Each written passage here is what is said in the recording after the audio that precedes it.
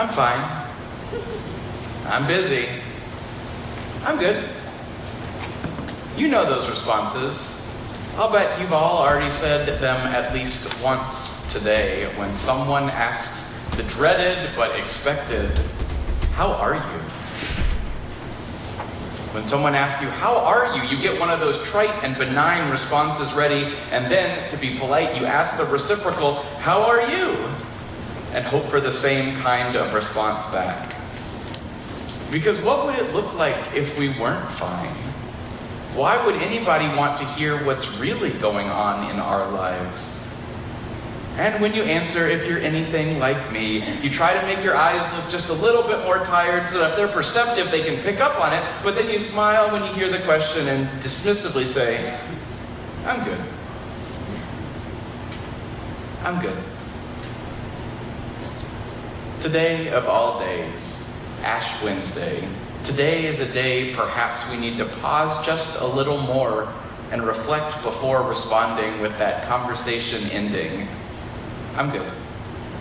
Today, Ash Wednesday, ushers into the next 40 days of Lent where we remember Jesus' 40 days of temptation in the wilderness. Today, Ash Wednesday, our mortality confronts us face to face with the stark and ashen reminder that we are dust, and to dust we shall return. And today, you'll be invited to take a physical reminder of that deathly inevitability and mark it on your forehead in the shape of a cross. For some of us, this day, Ash Wednesday, might be the only day in a year where we think about our mortality, and so coming face to face with that can be jarring and unsettling. And some of us may feel like we have way too many reminders of our mortality all around us, and so today is just another day in a never-ending parade. But I think for all of us, the reminder of our human condition, of the inevitability of our return to the dust, can invite us to be more authentic with those of us who journey with us while we are yet above the dust. We hear these verses in Matthew's gospel today about Jesus telling us to be wary of practicing our piety, our righteousness before others in order to be seen and thought well of. We hear about giving and praying and fasting and storing up treasures. We hear Jesus tell us to not make a big deal when we do those things because it doesn't matter what other people think. It matters that God, who sees all, is the one who rewards us. And so we hear a lot about Jesus telling us to do these things in secret so as not to do them for the reason of being noticed and applauded. And that is a good thing.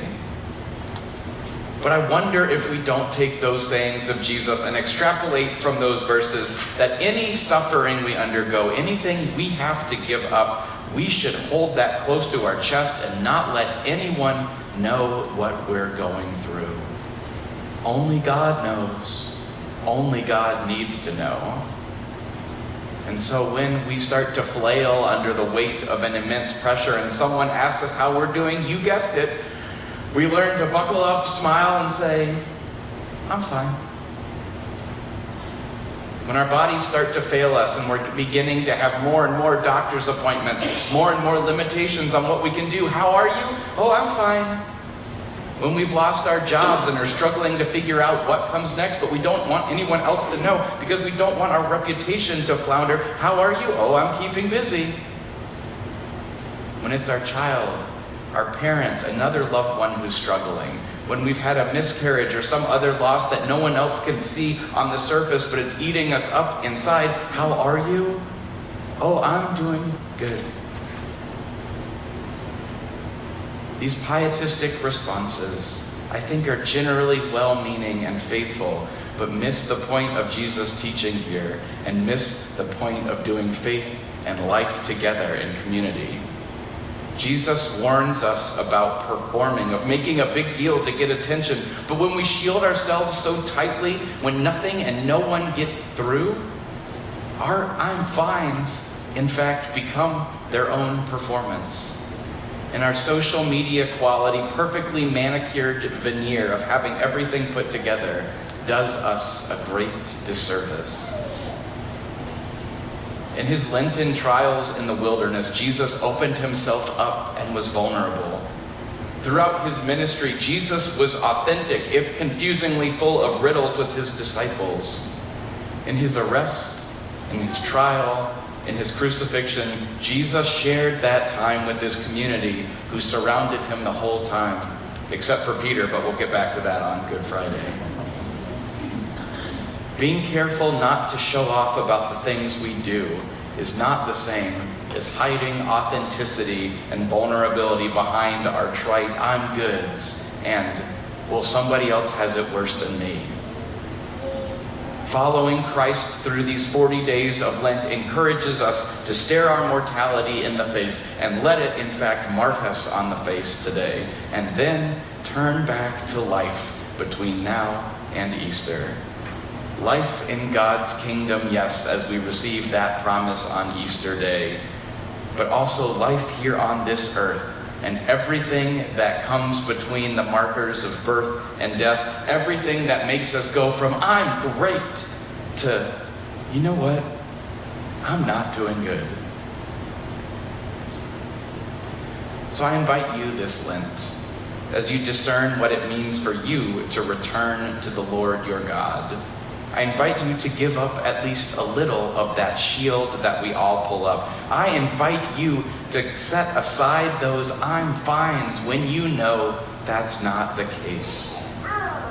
That can be almost impossible, though, I know, when the person you're talking to isn't ready to receive it. So perhaps even more importantly than that, I invite you, and I believe Jesus invites you every time you step into true Christian community. I invite you to be ready to encourage someone else to go beyond that surface level response. I invite you to make space and be ready for someone else to be authentic with you, someone who needs that space. It may take a little more of your time and energy than you expect. Authenticity can be uncomfortable. But when we give up that little bit of ourselves in order to show self-emptying love, empathy, and support to someone else, we embody Jesus' action for us on the cross. And I believe when we do that, you will find that space will also be made for you when you are the one who has something to let out that goes beyond "I'm fine." This is a fragile life. We're responded of that at the end of Holy Week through Jesus' death and resurrection. And we're responded of that especially today of all days. God has given us each other to support and to love one another through this journey we call life. Make space for them to be authentic with you, and in doing so, you make space for God to be there too. And for that, thanks be to God. Amen.